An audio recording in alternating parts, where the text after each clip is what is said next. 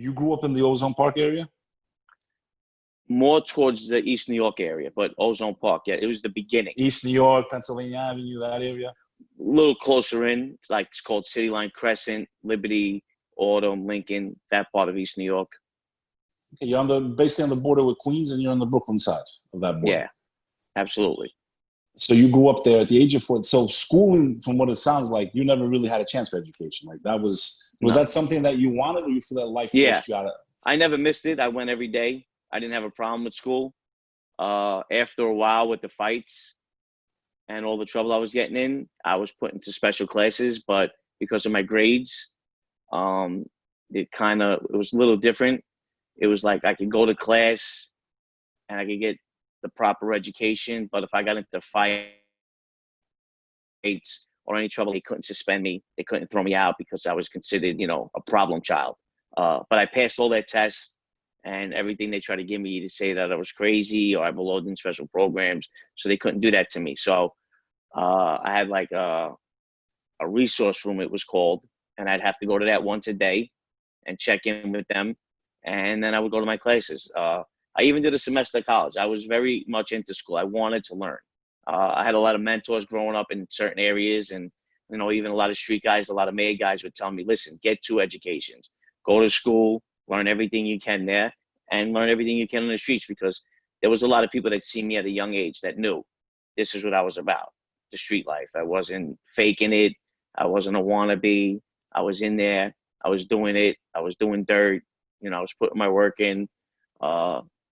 When I finally got involved with organized crime, I came in at the top. There was no starting out running numbers or picking up dry cleaning or becoming somebody's driver. I answered to one guy, and at that time was my friend Alphonse Trucchio's father, Ronnie One Arm. And Al was a guy, and I didn't even answer to him. I mean, me and his father, we considered each other friends, because there was times when guys had went up to Al and asked him, if I was with him, and he says, no, he's not with me, but he's friends with my father. So, I did a lot of favors for Ronnie, which gave me a lot of leadway. Always assume that, people that are watching or listening, they might not know exactly who's who and what's what and what family. Man. So Ronnie One Arm was a part of what family? The Gambino family. So there was 5 families in New York City, for those of you that are not familiar with mob or mafia history, as they call it. And he was what level member? He made it all the way up to captain. He started out when I knew him as a young kid at 13, 12, he had just got straightened out, and he was a regular made guy. But before he was even straightened out, they treated him, he was a feared guy in my neighborhood. So they treated him like he was a wise guy. Even down in the areas where I was selling crack and coke, the Spanish and the blacks, they all paid him respect. And, a lot of guys kicked up to him. A lot of guys, cleared out the corner. He was a big guy with clearing out the corners, didn't want his guys hanging out in the corner. He would drive to the borderline, make a U-turn, get all the guys off the corner, and go back down 101st Avenue, where usually he extorted like any stores that weren't Italian. If they were Korean, any Asians, any Muslims, Middle Easterns, they all had to pay protection back then. And that was his gig. After Vinny Sarah had moved his club and moved on in the early 90s, Ronnie Trucchio One Arm became the guy. He was the most feared guy in there. Anywhere he went, he had a reputation for being violent, doing violence, earning.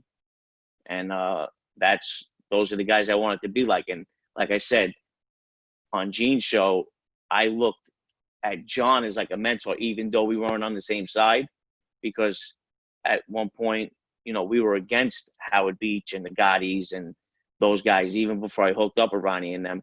That's how the whole story starts, where I do get involved with them. And I liked his style. He was an earner. He was a straight up, he was a shooter. There was no doubt about it. Probably one of the most feared shooters in the city at the time. That's no bullshit. I know a lot of people write stories about Dick riding. I don't need You're talking about John Adler. You're talking about John Adler, right? John Adler. Yeah. We weren't friends in the street. You weren't friends, but you knew who he was. I mean, his name, Absolutely. You knew who he was. I respected his game.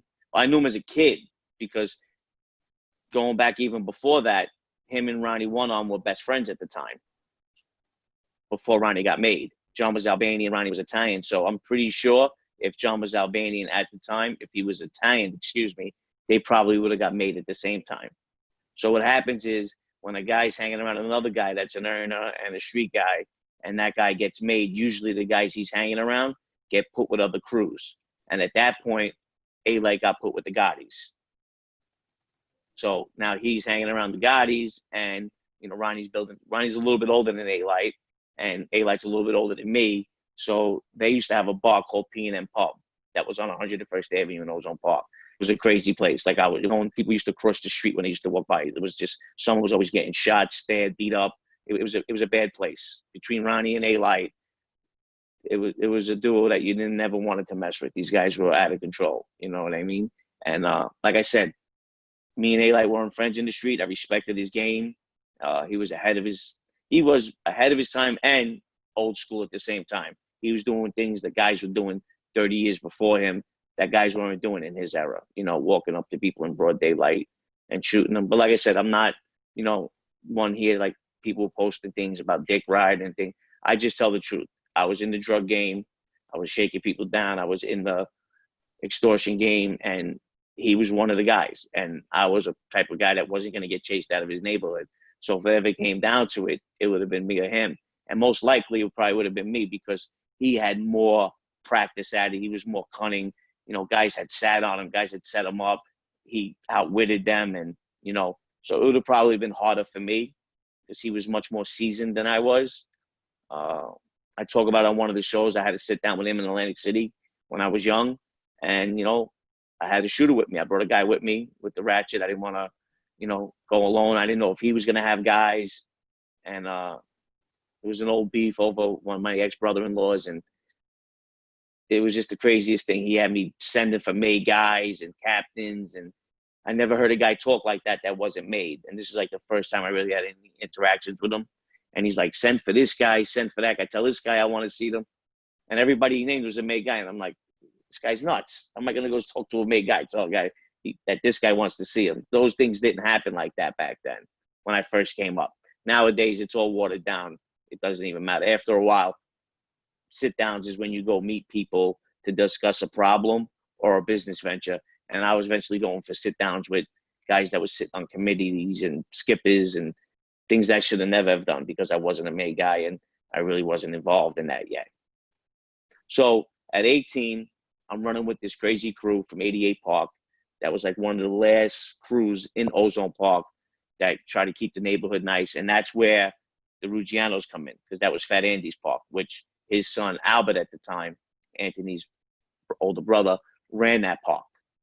And I wound up coming up with that crew. And that's where I first seen John as a kid before the P&M Pub situation. That's where John was from because he hung around the Ruggianos. And then I wind up hooking up with some guys. Everybody I hung out with was pretty much 7, 8 years older than me. So I learned a lot, fighting, good restaurants to eat in, that's where I learned how to do bookmaking. I was out of the drug game for a little while at that point.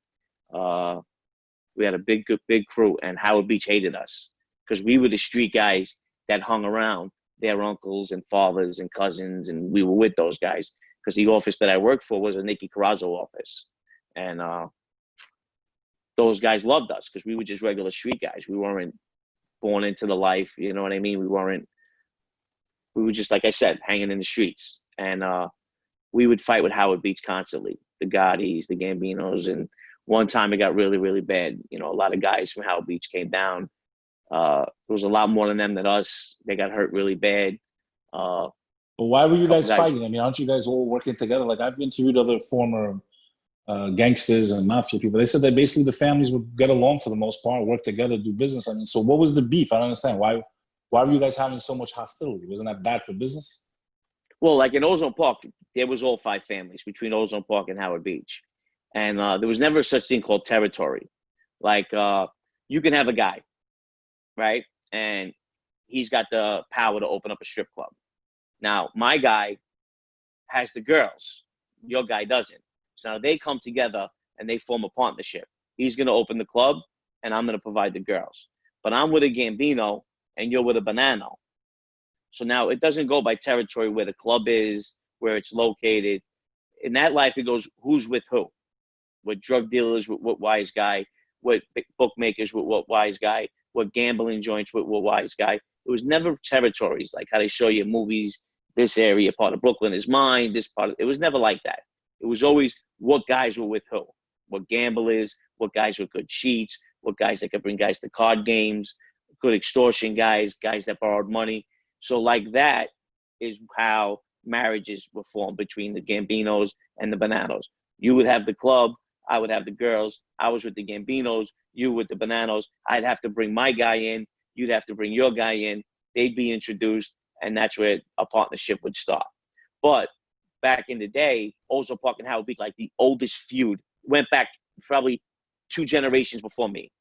Guys from Ozone Park never went into Howard Beach, and guys from Howard Beach never came into Ozone Park unless there was a fight or they were jumping somebody or somebody's girlfriend. It was always things like that. In my era, it finally got put to bed.